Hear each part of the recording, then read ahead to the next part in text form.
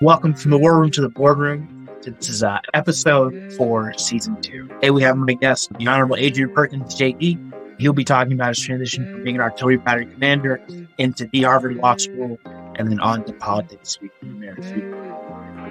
So, the Honorable Adrian Perkins, he's a private equity partner, teaching fellow at the University of Chicago. He's also a board member for Service to School. He's on HLS's visiting committee, part of the United States Conference of Mayors, and on the Federal Trade Communications Board. He served as both a field artillery officer in combat and in garrison. He's a graduate of West Point and class president for 2008.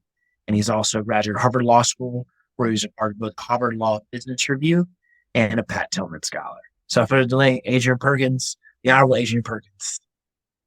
Thanks for having me, man. I appreciate it. Excited to be on, and congratulations to you on season 2. I'm glad to be here. This will be cool. Always good to, talk to some amazing people doing amazing things. And I'm going to try to meet that bar. We'll see what happens. Our listeners who don't know you, can you tell them a bit about yourself, where you came from, how did you end up, I guess, where you came from, and how you got this journey started? Yeah, for sure. I am from Shreveport, Louisiana, where I proudly am sitting today. Was born and raised right here, but in another neighborhood not too far away called Cedar Grove. It's a predominantly Black neighborhood, but also, unfortunately, one of the lower income neighborhoods of the city. I was raised by a single mother. My father left the family when I was 3 years old. She raised me and my 2 older brothers in that neighborhood. We did not have much as far as material resources go. Plenty of nights when didn't have enough food. It was a very unsafe neighborhood. I remember sleeping under the bed because I was hearing gunfire so often as like a 4 or 5 year old. But my mom made up for that lack of resources with the values that she gave us, fortunately. And I was able to leverage those values of hard work and value in education and persistence to, accomplish some of the things you mentioned. Oh, great start. Based on that, what drew you from Shreveport to the military? What drew me from Shreveport to West Point? Yes. What drew me from Shreveport to West Point was 9/11. I was preseason All-American in track and field. I was all-state 2 or 3 years, highly recruited in track, and I thought I was going to go to LSU. That was my plan. My mom has a saying. She says, if you want to tell God a joke, tell him your plan. Unfortunately, the United States was attacked on September 11th, my junior year in high school, and I remember going home that day after watching the fear on my teacher's face, my classmates' faces, my family in the community, looking at that uncertainty and making a decision that I would consider West Point more seriously, and eventually decided on West Point over going to LSU. That's a big change. It's a big change. Did anyone in your family serve before that, or I guess was that just your call to action? Yeah, actually, it's not something we talk about a lot, but yeah, my family actually has quite a few people that serve. My grandfather served in the Korean War. My oldest brother retired a master sergeant after 24 years in the military. My first cousin is a sergeant first class right now in the military. And my uncle served in the National Guard for, I think, like 10 plus years. So yeah, there's various people in my family that has served in the military. And so based on their careers or their time spent, were you looking at it as a vehicle? Were you looking at it as a career? How did you initially approach that? Let me tell you something. For all you amazing young people out there that have your life mapped out when you're 15, 16 years old, congratulations to you. That was not me. I was looking at it as one step at a time. West Point was the means in which I would be able to defend our country, given the 9/11 attacks. And I heard it was a pretty good education. So that's the reason why I decided to go to West Point. It was just more so focused on the preparation of becoming an officer and protecting the United States. And where are you now? So, you've served, you've gone to this amazing law school, you've been a mayor of the city that you grew up in. What do you have to do today? Yeah, well, I'll tell you, I am sitting in Shreveport, Louisiana right now. I'm 38, having done the things that you pointed out. And it's pretty interesting to find yourself in your post-mayoral career at such a young age. But right now, this year, for instance, I taught at the University of Chicago on a fellowship, the Pritzker Fellowship. I'm currently on a research fellowship at Stanford University, and I am a partner, as you pointed out, of a private equity firm based out of Chicago. So I got a couple of different hats in the air. And right before this call, I was in New Orleans. I had a board meeting in New Orleans. I serve on the board of the Southern Rail Commission as well. So I work for a financial firm. I sit on some boards, and I'm still trying to figure out what I want to do when I grow up. Jack of many trades. Hey, I'll try. So I'm sure you get this question all the time, right? So you run for mayor, you essentially what's next, right? I'm sure people are like, oh, is it Senate? Is it something else? Yeah. Do you think you'll go back into public service in some capacity like that?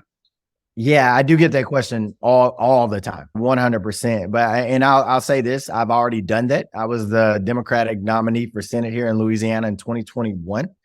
So I've run for higher office already. When I do something, I go 100 miles an hour. You look at my military career, look at my political career. So I've done that. And right now, my very true answer to everybody that says what's next is I don't know. I do not. In my near future, I will not be entering politics. I can tell you, I'm really enjoying my life right now. But also, it's not for just a selfish reason on why I'm not going back into politics immediately. It's a macro reason to it as well.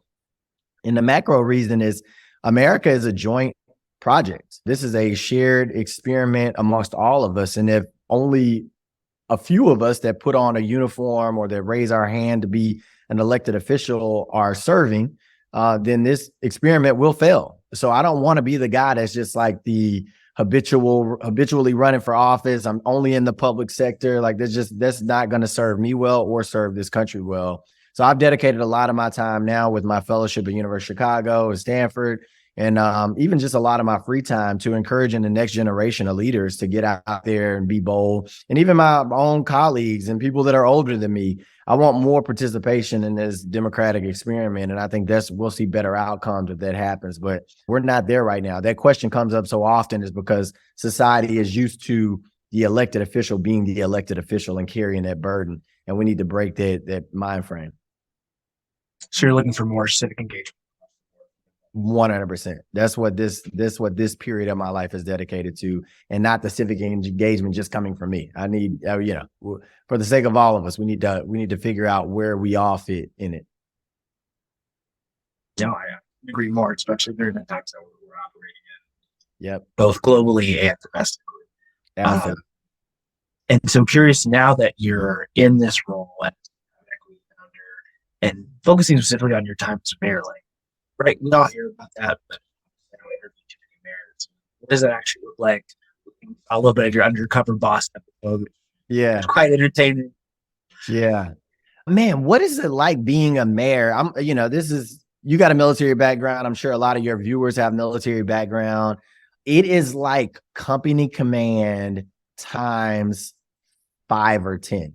And we know how difficult company command is. I still remember, waking up in Clarksville, Tennessee, and 4:30 in the morning, having to get to the office early because I got to do work before PT start, leaving the office at 8 because you really don't get to do work as a commander until after 5. And being a mayor is much harder than that. Not just much harder than that because of the scale. And that's something very important for people to consider. Leadership traits transcend often, right? Like, I lead by, whether you lead by example or, you want to make sure you have a principle of, I'm not going to ask a subordinate to do something I'm not willing to do. Those things transcend scale. What does not transcend scale is management. So I went from a headquarters company commander before law school, and my company could balloon to up to 200 people, to a mayor of a 200,000 person city with over 2,000 employees in 3 years without any management, any management education or experiences, because I was in law school. So being a mayor, the day-to-day is not really a day-to-day. There were some days when I spent a lot of time in the office signing documents, having meetings. And there was plenty of days when I might have been to my office 10 minutes because I was out interacting with constituents, pushing policies or initiatives that we had. So no day is alike, but you're always, to tie it back into the analogy, you're always pursuing the mission of making the city of Shreveport better or your respective city better. So yeah, it's a very broad mandate, and just kind of like everything that your unit does or fails to do falls on your back. It's the same thing in the mayor's office. It's just a much, much, much larger unit with, just as much at stake. And when you're managing a team, given how large of manage budget, people, employees, how do you keep your pulse on what your constituents need and equal representation? Yeah, that's a systemic problem in our political system, is because oftentimes people that write checks are the ones that get the most attention. You're fundraising a lot. You really want to foster those relationships, because the people that write checks not only write checks, but have a lot of influence in the community. So that is a problem. But the way that I just push back against that problem is I made sure to be very deliberate about getting to every corner of the city and making sure everybody saw me and that I was involved with everything, whether that be, going to a Jewish synagogue for their celebrations, to going to what we have, one of the largest Black neighborhoods in the United States here, named the Cooper Road, going to be the Marshall and Cooper Road USA parade that they have. You have to make sure that you are not in a bubble, not just idea bubble, but also like a demographic bubble when you have a city of 200,000 people that is quite a diverse city, racially, economically, religiously. So that's how I break out of there. It's something at the beginning that I want to hit on just like management style as well, for me to keep a good pulse on my team, period, because you have such a large team.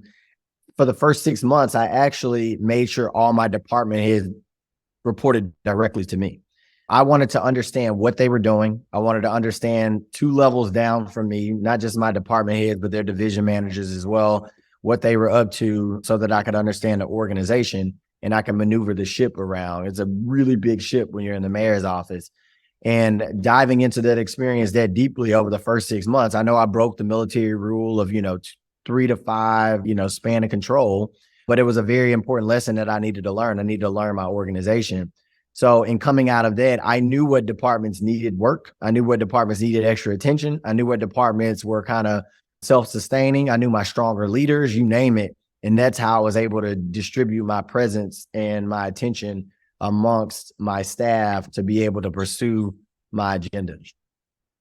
And so from here, I'd like to pin it a little bit. So, you have this illustrious career. You're on all of these boards. How did I get here? Yeah, is it like, hey, after West Point, I was like, oh, maybe I think I'll go into politics. Yeah, I'm going to try my best. That's a really big question to say how I got here. I've talked about my beginnings and how I ended up going to West Point. And I hinted at the fact that I wasn't this long-term planner when I was younger to say, oh, I'm going to West Point and I'm going to serve and I'm going to Harvard Law School. A lot of those things, the steps along the way came about along the way. When I was at Harvard, to give an example, I was a summer associate at a firm. I got the offer to go to a firm. I just knew I was going to be a corporate lawyer. I happened to record a video that made its way back home, and people from home were telling me I needed to come back and run for mayor. So that pushed me on a completely different path. While I was in the mayor's office, I got a lot of opportunities to serve. The mayor sits on a lot of public boards. So while I was in the mayor's office, I sat on a lot of boards, and at my transition out of the mayor's office, I'm no longer an elected official. So they gave me even more opportunities to sit on boards. So a lot of this was not planned, but I will say, if you do want to position yourself to be on boards one day or to do some of the things that I did, there are some principles to it. And the principles is to be a good person, because reputation matters. You are asked to be on board by people that sit on board. So what your peers think of you, what your seniors think of you, whether subordinates in a professional context, you name it, that matters. Another principle is work very hard, understand your craft. To be on a lot of boards, they are looking for specific things, whether you're a government expert, whether you're a legal expert, whether you do sales very well or marketing. So make sure you understand your craft really well and you work hard, and that'll help you in various other areas. So, I wish I could tell you, that I drew out this map when I was 17 and here's the map and that's how I've accomplished this thing. But how I've gotten here has been a combination of working really hard and luck. I would say being blessed. I'm a man of faith and I pray a lot. So God has done a pretty good job in looking after me. That there's no doubt. There's no doubt. And so based on that, how did you approach running for office, especially amongst the peer pressure of people that went to firms or into high finance. How Yeah. did you feel like breaking the mold? Yeah, it wasn't easy to break the mold. Wasn't easy. It very much was a risk. The peer pressure you're talking about comes from your classmates at a school like Harvard. That's like, what? You're not going to you're not going to this firm or doing public interest or practicing law at all.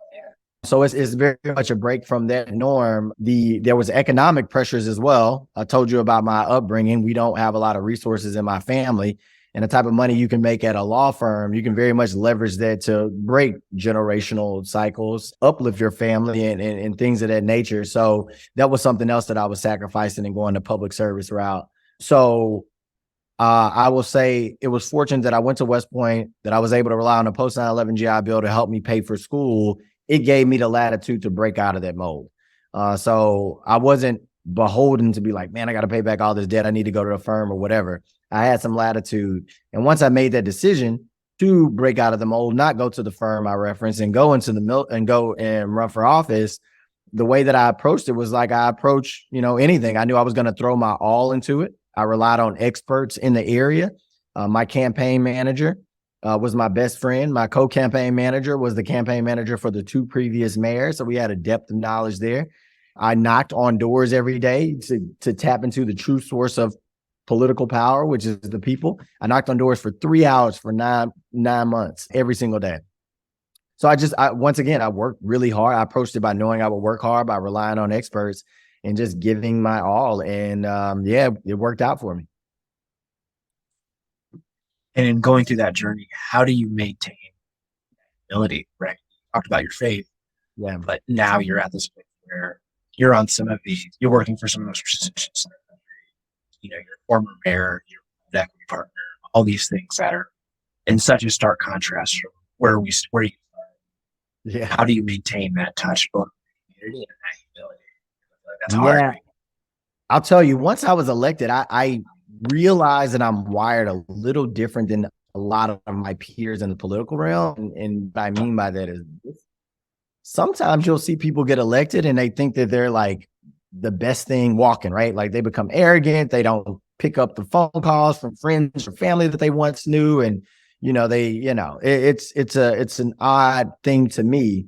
My response when I got into political office was, I have never been so humbled in my life. If you approach the job and you want to do good at a job where you're managing, you're leading a city of 200,000 people and you're managing all these people, like it is hard every single day. And I mean, the amount of knowledge that you have to be able to move that ship around is incredible. So it actually made me more humble jumping into the mayor's office on my capabilities, who I am. And also my faith just continually grounds me as well. My faith grounds me and my hometown grounds me. My faith grounds me in just making sure I understand that everybody is equal. Every human being is equal. Every human being deserves decency and respect.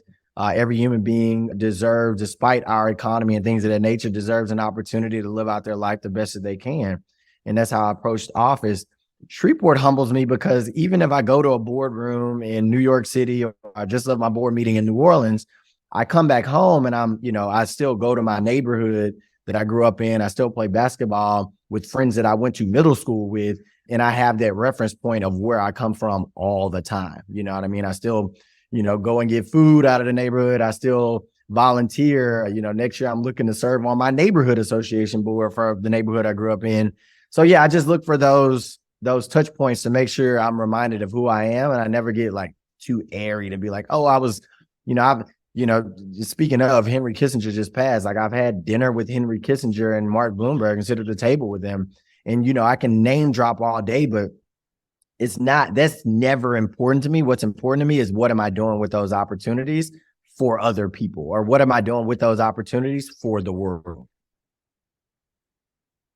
Yeah, we appreciate humility and, common veterans.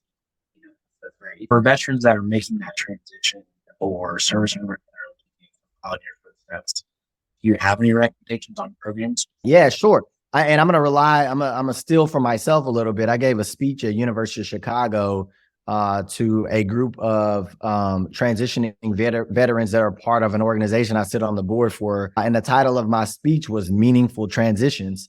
And the same advice that I gave to them, I'll give to the veterans out there listening today is make sure that as you're transitioning out, that you are approaching your next phase in a similar way you approach the Army, I hope, or whatever, service branch you came from. Make sure you're throwing your all into it and you're not as glued to a destination as you are on the journey itself. If you focus on the journey itself, the ups and downs, what you're learning from it, the people that you meet, that is going to make you grow as a person. So whatever, whenever that next transition happens, whether it's when you want it, earlier than you want it, later, you get to bring that many more tools, that stronger of a network into that next phase of your life. And that will help specifically around schooling. And this kind of goes back to the advice I give young lieutenants who ask me about graduate school. I don't like to give advice to them. I tell them you need to be focused on being the best platoon leader you can be or the best second lieutenant you can be. You do not need to worry about graduate school. What you need to focus on is giving your all in that position, learning that position. And when you apply to graduate school and you need a letter of recommendation from the people you work with, then they can easily vouch for you. And you ain't on this crazy hunt and you ain't getting lukewarm letters of recommendation. If you threw your all in an undergrad, then you have a decent enough GPA. And if you threw your all into standardized testing, then you have a decent enough LSAT score. But if you are not, if you're so focused ahead and you're not focused on the task at hand and you do them poorly, it'll trip you every time. So carrying your reputation for reputation carries with you guys. Yeah, 100%. So based on that, you've shared a lot of great nuggets on the lessons that you learned. Curious on what do you feel like is one of those skills or abilities that you the military into public office? Yeah, two things about my military experience, and I'll talk about grad school and I'll talk about public office. And most people know this. Your military experiences when you're applying to grad school are going to be very different from your peers. They jump off the page. I've sit on admissions committees and various higher education academic institutions, and they jump off the page. However, you still need to make them relatable to whatever graduate school you're applying to, business school, law school, whatever. You still need to make it relatable. And you still need to make sure your other areas are covered. Like I said, GPAs, standardized test scores. Don't just be like, oh, I'm a military veteran and feel entitled and don't have that humility and think that'll get you across. That's not going to get you across the finish line, or at least to the degree in which you want. The things that I learned from the military that I took into public office, I hinted at earlier when I talked about leadership transcends, scale. When I was in Iraq as a platoon leader, we went out to a joint security station, and the first week of the joint security station, my platoon, we were patrolling. The other platoon had joint security station security duty. So what they did, they had to pull security of the compound that we were in. Well, the first week, that platoon had 2 or maybe 3 soldiers get Article 15s for falling asleep in the tower. So when I was hearing about this, I'm like, man, that cannot happen to my platoon. I love my guys too much. But overall, like massive security vulnerability, right? Liability, where you got people falling asleep in the tower. So I was thinking to myself throughout the week, what can I do? And once again, I relied on, hey, don't ask your soldiers to do something you won't do and lead by example. So even after working full days, I would still go up into the tower with my soldiers in the middle of the night to 2, 3, 4 o'clock in the morning and pull security with them. I would check on them. And every time they were super surprised that I was up there, super grateful I was up there. I got to know them better. And I was exhausted, but it's a week, right? And the stakes are that high. And we had 0 infractions. Nobody had an Article 15. Everybody, did their duty. Fast forward to when I was in the mayor's office, we had a winter storm that we hadn't had in 100 years. It was the coldest in Shreveport it had ever been. Water pipes breaking everywhere in the city. 30,000+ water customers without water. Coldest temperatures recorded in like 80+ years. You name it. People are going crazy at their houses. No water, you name it, freezing outside. But my crews were out there working, repairing the water pipes in the middle of the night, freezing temperatures, you name it. So what did I do? I can't have my people doing something that the stakes are extremely high without them seeing their boss. So I went out and I didn't fix water pipes. I don't have that capability, but I went out there in the middle of the night to various points where they were repairing our water system. and struck up conversation with them, watched them do their jobs, thanked them for the work that they were doing.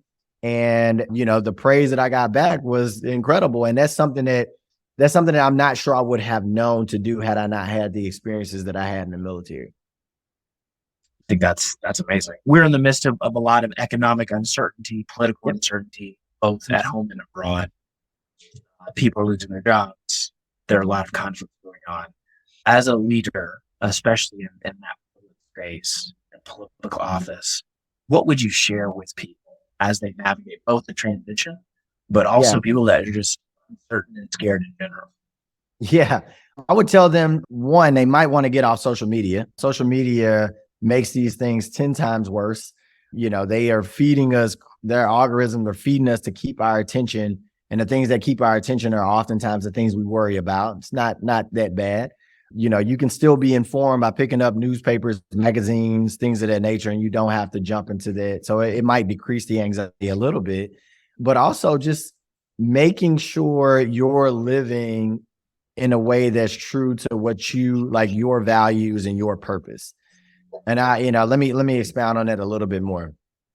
If you graduated from law school and you didn't really want to go to a law firm, but that's what everybody was doing, and you end up going to a law firm and there's a downturn, at that law firm, then you were like, you get laid off, then you were out there looking for a job at this point, and you don't even want to be an attorney, right? But that's the only job experiences that you have.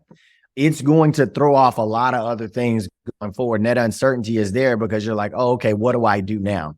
But had you pursued something that you wanted to pursue, and, even public sector jobs are just as vulnerable to layoffs, you name it, then you at least can continue along your path of purpose, opposed to having to figure out, okay, how do I find a job and my purpose at that point? That is, that's just going to be too crazy. With the political uncertainty, get involved. Going back to just what I'm saying about civic engagement, get involved. And at the end of the day, if your candidate doesn't win or the country goes in another direction, at least you can lay your head on a pillow and say, hey, I participated. I did everything that I could. Sitting back and scrolling on your phone and being a keyboard warrior and an activist, that does not do anything. And President Obama has talked about this. I tell you, that doesn't do anything. That's not going out knocking on doors, encouraging people to vote.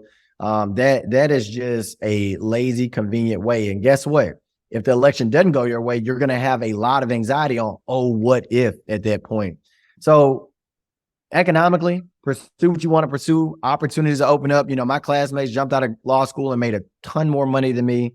But me and pursuing my purposes, I have opportunities at this point to catch up, right? Politically, get out there. Yeah, there's always going to be turnover in a democratic system, but as long as you're out there and doing what participating, then however things may fall, you can still lay your head on a pillow and say, hey, I participated. This is the system that I live in.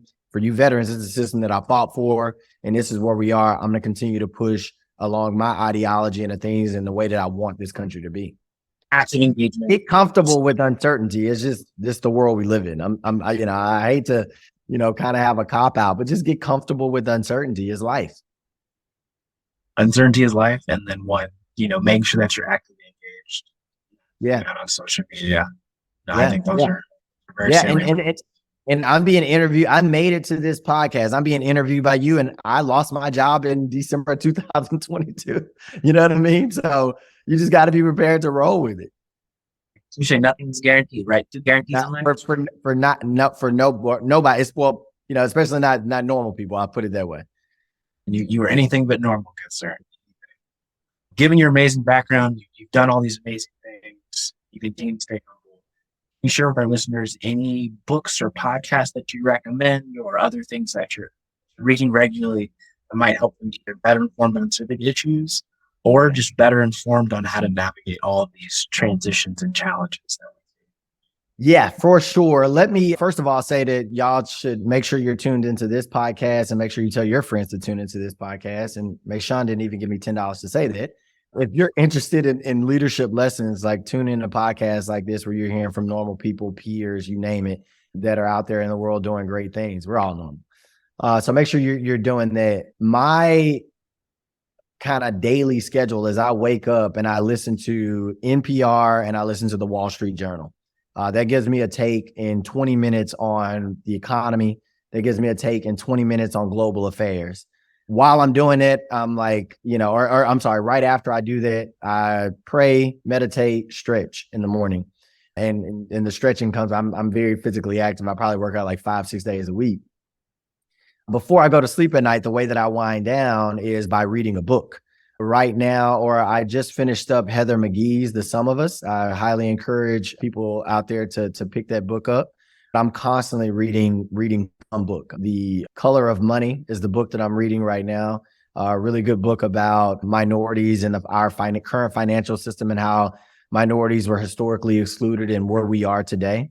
So, but if I read a book every night, then I'm reading quite a bit of topics. And I want to rewind really quickly to tell the audience, I didn't read more than 5 books before I graduated high school as a senior, as a 17-year-old senior. I used Spark Notes, footnotes, whatever they're called, to get through all the way through high school. When I got to preparatory school, United States Military Academy preparatory school, a good friend of mine recommended The Souls of Black Folk by W.E.B. Du Bois. And I fell in love with the book. And the reason why I fell in love with the book, it was the first time I was truly exposed to like African-American literature outside of Black History Month. And I just fell in love with it. And once somebody falls in love with reading, in which I did, I went out and bought a crazy amount of African-American literature books at that point. Zora Neale Hurston, even Booker T. Washington, W.B. Du Bois is like, intellectual nemesis, like you name it. Ralph Ellison can go on and on. Then being an economics major at West Point, by that point, I started to read economic books. So once that door is open on reading, and everybody should be reading, it's profound the amount of knowledge that you can consume in the different areas that you can jump to. But even today, as a 38-year-old, like I said, I still listen to podcasts in the morning. I'm still reading books, multiple books at a time. The magazines that I read are The Economist. I read GQ as well. I got to stay up on the social stuff. But yeah, those are the books that I read. But whatever it is, whatever your craft is, I encourage you to read books about that particular craft and get smart about it. Combination between current events, finding your passion, reading, making sure you're well versed, well read on the issues, and really. Exactly, and I'll even add something to my reading habits and my podcast habits. About 2, maybe 3 weeks ago, I had 3 speeches to give within a 6-day period on very wide-ranging topics. I had to give a speech in Delaware on healthcare's rising cost impact on local budgets. I had to give a speech in San Antonio, Texas, about what it means to be a post 9/11 veteran. And then I had another speaking engagement at the University of Chicago about whether or not the United States should continue to fund the Ukrainian war, all within 5 days. Very wide-ranging topics. And, I believe, I did well enough that people have wrote me since and told me what a good job I did, blah, blah, blah. But if you're not constantly consuming information about things, and this is abnormal. I know that everybody on this thing probably like, who wants to give 3 speeches about the, but that just gives you a flexibility in life that you wouldn't have if you are just on social media or you're just watching TV. And if you don't have that flexibility, it takes away from your career opportunities. It takes away from opportunities in general for you. So yeah, just a little bit more food for thought for those of you who are deciding, what you want your reading regimen or podcast regimen to be. Well, Adrian, we really appreciate your time. You gave a lot of great information about leadership, leading in public office, and how you made the transition to do all these amazing things. But before we let you go, we had 2 things to ask for you. So one, if people want to learn more about your journey and things that you're working on, where's the best place? Yeah, I know I just pooped on social media, but now I'm going to say you can find me on social media. I'm on like Instagram and Facebook, and actually my mayoral stuff is still up. That's where my larger followings are. And I'm about to combine my personal page with those pages so that, everybody can just keep track of my life. I still have my website as well. It's just my name, adrianperkins.com, where you can go in, and that's pretty mayoral as well. It's focused on a lot of different policies. So there's a couple different ways to find me. I will admit that not being in public office, I'm kind of enjoying the anonymity of stepping away. So if you find it a little hard to find me, that's the reason why, but you can find me if you jump on social media. So yeah, that's how they can stay in touch with the journey. You can always be an IG influencer. Nah, not for me. I don't have the personality for it. I don't. And then this season, we're also starting a new program called Each One Teach One, a part of our Each One Teach One program. And Yeah. so if you have any asks of our community, how people can help you with what you're working on or your journey in particular. Yeah, for sure, man. I would ask the community to look into service to school, whether you've been through the program, whether you're interested in the program, or just know people that are associated with it, contribute. It's a nonprofit organization. We take donations. But what Service to School has done is put veterans into elite institutions that were very often ignoring veterans prior to, and it also informed veterans that were going to for-profit institutions that were getting degrees that was not equating in the market the way that they wanted it to get those veterans and encourage those veterans to apply to some elite schools around the country.